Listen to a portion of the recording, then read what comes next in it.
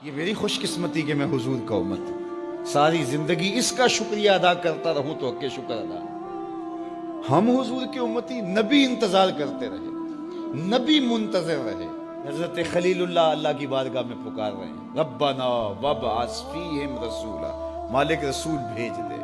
کوئی کہتا ہے لیسا بفظ ولا بغلظ، وہ ترشرو نہیں ہوگا، سخت مزاج نہیں ہوگا، ماتھے پہ شکنے لانے والا نہیں ہوگا، وہ پیار بانٹنے والا ہوگا، بس وہ آیا جا رہا ہے۔ حضرت عیسیٰ نے تو نام بھی بتا دیا نا، مبشرم برسول یاتی من بعد اسمہ احمد، لوگوں میں جا رہا ہوں، چلو نام بھی بتا دیتا ہوں، میرے بعد جو آنے والا اس کا نام احمد ہوگا۔ نبی انتظار کرتے رہے، 12 نبیوں نے انتظار کیا حضور کی امت میں ہونے کے لیے، تمنا کی۔ نستورہ راہب انتظار کرتا رہا، بحیرہ راہب انتظار کرتا رہا۔ شب ہجر کی سختیاں کوئی اس سے جا کے پوچھے، تیری راہ تکتے تکتے جسے صبح ہو گئی۔ زندگیاں گزار دی انہوں نے۔ سلمان فارسی کی کہانی سن لو، مجوسی کے بیٹے تھے، حق کی طلب میں نکلے، باپ نے گھر سے نکال دیا، ایک پادری کے پاس جا کے رکے، زندگی بھر اس کی نوکری کی۔ جب اس کا آخری وقت آیا، اس نے کہا میری تدفین کے بعد غموریہ چلے جانا، وہاں کا پادری خدا رسیدہ ہے، تجھے اس سے کچھ مل جائے گا۔ کہتے میں وہاں سے غموریہ آ گیا، پھر اس پادری کی ساری زندگی خدمت کی۔ جب وہ مرنے لگا تو اس نے کہا کوئی ایسا شخص نہیں ہے جس کے پاس اب میں تجھے بھیجوں، لیکن نبی آخر الزماں کے ظہور کے لمحے آ گئے، تو یہاں سے یثرب چلا جا، وہ اس نبی کی ہجرت گاہ ہوگی، تیری زندگی سنور جائے گی، تو نے بڑی محنت کی ہے، بڑی نوکری کی ہے میری۔ کہتے میں نے اس کو کہا کہیں ایسا نہ ہو میں دھوکہ کھا جو مجھے کوئی نشانی بتا۔ اس نے کہا 3 نشانیاں، ایک صدقہ نہیں لے گا، دوسرا ہدیہ رد نہیں کرے گا، تیسرا 2 کندھوں کے درمیان مہر نبوت ہو۔ کہتے ہیں میں نے اس کی تدفین کی، یثرب کی جانب جاتے ہوئے ایک قافلے میں شامل ہو گیا، انہوں نے مجھے پکڑ کے اپنا غلام بنا لیا، لیکن میرے پہ مہربانی یہ کی کہ مجھے بیچا جا کے مدینے میں۔ ایک یہودی نے مجھے خرید لیا، میں اس کے باغ میں گوڈی کرتا تھا، کام کرتا تھا، کھجوریں توڑتا تھا، لیکن میں انتظار میں تھا کہ کبھی وہ نبی آخر الزماں آئے تو مجھے دید ہو، کبھی عرش پر، کبھی فرش پر، کبھی ان کے در، کبھی در بدر۔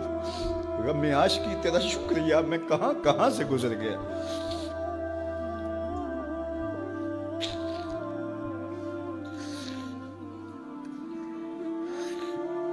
کہتے ہیں ایک دن میں اپنے باغ میں کھجوریں توڑ رہا تھا کہ ہواؤں میں مستی پیدا ہو گئی اور ہر سمت سے طلع البدر علینا کی صدائیں گونجنے لگیں۔ میں سمجھ گیا کہ وہ لمحے آ گئے، میں نے چھلانگ لگا دی اور دوڑ پڑا۔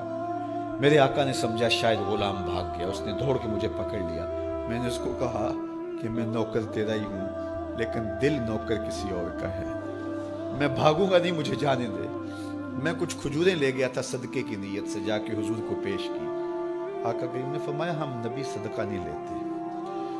کہتے ہیں نشانی ایک پوری ہو گئی، کہتے ہیں کہ میں کچھ دنوں کے بعد اور کھجوریں لے گیا اور میری نیت ہدیہ کی تھی، میں نے پیش کی، حضور نے قبول فرما لی۔ لیکن میں بھی کہتا تھا تیسری نشانی بھی پوری ہو لے تو پھر مانوں گا، اور وہ کیا تھی؟ 2 کندھوں کے درمیان مہر نبوت۔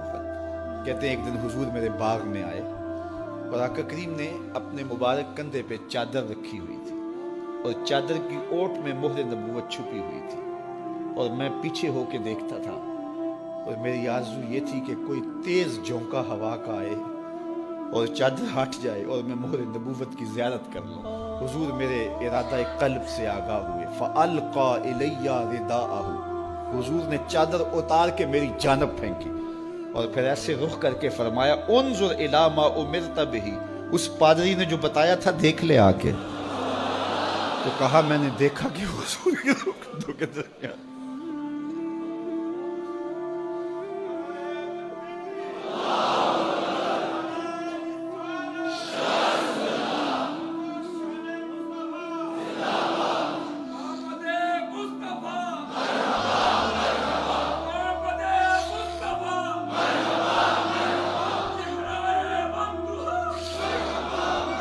شب ہجر کی سختیاں کوئی اس سے جا کے پوچھے، تیری راہ تکتے تکتے جسے صبح ہو گئی۔ ہم نے تو کوئی انتظار نہیں کیا نا، ہم نے تو کوئی دکھ نہیں سہا، ہم سوئے تھے مقدر جاگ اٹھے. ہمارے والد مسجد سے مولوی صاحب کو بلا لائے. انہوں نے کان میں آ کے کہا مبارک ہو تو حضور کا نوکر بن کے آ رہا. میرے والد گرامی ایک شعر جھوم کے پڑھا کرتے تھے, محمد جانے جانا ہے پیغمبر ہو تو ایسا ہو, رسولوں کی بشارت سے مبشر ہو تو ایسا ہو, امر توقیر کا سب کو موکر ہو تو ایسا ہو, کیا ہم کو غلام ان کا مقدر ہو تو ایسا ہو. میں اپنے مقدر پہ قربان نہ جاؤں, آپ اپنے مقدر پہ نثار نہ جائیں. ہمیں وہ نبی ملا جو نبیوں کا نبی. بنو سعد کے مقدر بھی جاگ اٹھے. اللہ اکبر, کیا وہ خوش نصیب وادیاں تھی, کیا وہ خوش بخت پہاڑ تھے بنو سعد کے, جہاں حضور نے زندگی کے ابتدائی سال گزارے. اللہ اکبر. حضرت حلیمہ سعدیہ کہتی ہیں جب میں حضور کو گھر لے گئی تو میرے گھر میں روشنیاں آ گئیں. باقاعدہ عورتوں نے کہا حلیمہ تو اتنی امیر ہو گئی ہے رات کو بھی دیا نہیں بجھاتی. بڑے امیر کبیر گھرانوں میں بھی رات کو لوگ دیا بجھا دیا کرتے ہیں, لیکن تو اتنی ہی امیر ہو گئی ہے کہ رات کو بھی تیرے گھر کا دیا نہیں بجھتا. تو حلیمہ سعدیہ نے کہا آؤ میں تمہیں بتاؤں میرے گھر میں دیا کون سا روشن. باقاعدہ ہم جولیوں کو بلایا, پالنے میں حضور تھے, اشارہ کر کے کہا ما کننا نحتاج الی السراج من یوم اخذناہ, جب سے یہ پیارا گھر آیا ہے میں نے سارے دیے توڑ دیے. دیے کی ضرورت نہ مشعل کی حاجت, عجب روشنی تو نے پائی حلیمہ, بڑی تو نے توقیر پائی حلیمہ, بنی تو محمد کی دائی حلیمہ. کہا ما کننا نحتاج الی السراج من یوم اخذناہ, جب سے یہ پیارا گھر میں آیا ہے میں نے سارے دیے توڑ دیے. جہاں روشنی چاہیے ہوتی ہے حضور کو اٹھا کے اس کمرے میں لے جاتے ہیں, وہاں انوار پھیل جاتے ہیں, روشنیاں پھیل جاتی ہیں. کیسے اجالے پھیلے, کیسی روشنیاں پھیلے. حلیمہ دا چھپر کھجوری دے تھلے, حوراں وچھالے نوری مسلے, فرش تو عرش تک پہ گئی دہائی, حلیمہ نے لٹ لئی خدا دی خدائی. اللہ اکبر. وہ سارا دن تو صحراؤں میں گھوم لیتی تھی, اسے جب بھوک لگتی تھی لبوں کو چوم لیتی تھی. بخت جاگے حلیمہ سعدیہ کے حضور ان کے گھر آئے. اللہ اکبر. جدھر سے گزرتے گئے نور پھیلتا گیا, انوار پھیلتے گئے. حضرت سیدہ طیبہ طاہرہ حضرت عائشہ سلام اللہ علیہا فرماتی ہیں کہ میں کچھ سی رہی تھی کہ میرے ہاتھ سے سوئی گر گئی. اب حضور کے گھر میں دیے میں جلانے کے لیے تیل بھی نہیں تھا. میں پریشان تھی, سوئی گر گئی. اتنے میں حضور تشریف لائے. حضور مسکرائے, کہتی ہے میں نے گمی ہوئی سوئی تلاش کر لی. اللہ اکبر. تو یہ روشنی تھی, یہ انوار تھے. اللہ اکبر. اذا ضحک یتلالع فی الجدر, جب حضور مسکراتے تھے سامنے والی دیواروں پہ عکس پڑتا تھا. اللہ اکبر. جب مسکراتے تھے نور پھیل جاتا تھا. اذا تکلم رؤیا کالنور یخرج من بین ثنایاہ, حضور کے سامنے والے دانتوں میں ہلکا سا فاصلہ تھا, اور جب آقا کریم گفتگو کرتے تھے وہاں سے نور کی کرنیں چھن چھن کے نکلتی تھیں, انوار پھیل جاتے تھے. ایسا نوری ماحول, ایسا نورانی چہرہ. حضرت ابو ہریرہ بولے کل قمر لیلۃ البدر لم ارى قبلہ ولا بعدہ مثلہ. کیا پوچھتے ہو, 14ویں رات کا چمکتا ہوا چاند تھے میرے حضور. پھر کہا نہیں نہیں نہیں, حضور جیسا نہ پہلے دیکھا نہ بعد میں دیکھا. حضرت حسان بن ثابت پاس کھڑے تھے. کہا دیکھتے کیسے, کسی ماں نے جنم دیا ہوتا تو دیکھتے. خدا نے وہ سچائی پن چھڑیا جدے وچ محمد نو ٹالیا سی. حسینہ جمیلہ دا منہ موڑ دیتا, محمد بنا کے قلم توڑ دیتا.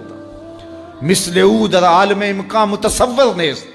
حضرت شیخ مجدد کہتے ہیں حضور کی مثل بزم عالم میں ممکن ہی نہیں ہے, ہو ہی نہیں سکتا. اور اقبال کا لہجہ بھی دیکھیے, رخ مصطفیٰ ہے وہ آئینہ کہ اب اس سا دوسرا آئینہ, نہ کسی کی بزم خیال میں نہ دکان آئینہ ساز میں. تو وہ پیکر تراشا, وہ پیکر تراشا, مکھ چند بدرشا شانی ہے, متھے چمک دی لاٹ نورانی ہے, کالی زلف تیک مستانی ہے, مخمور اکھی ہند مد بھری. کیسا جمال دیا, کیسا حسن دیا. اچھا بریلی کے امام سے بھی پوچھ لیجئے. اللہ اکبر. بل بل نے گل ان کو کہا, کمری نے سروے جاں فضا. بلبل کی منتہائے پرواز تو یہی ہے نا، کسی کو پھول کہتے. بلبل نے گل ان کو کہا، کمری نے سروے جاں فضا، حیرت نے جھنجھلا کر کہا یہ بھی نہیں وہ بھی نہیں. خورشید تھا کس زور پر، کیا بھر کے چمکا تھا قمر، بے پردہ جب وہ رخ ہوا یہ بھی نہیں وہ بھی نہیں. وہ حسن دیا وہ جمال دیا اللہ نے اپنے محبوب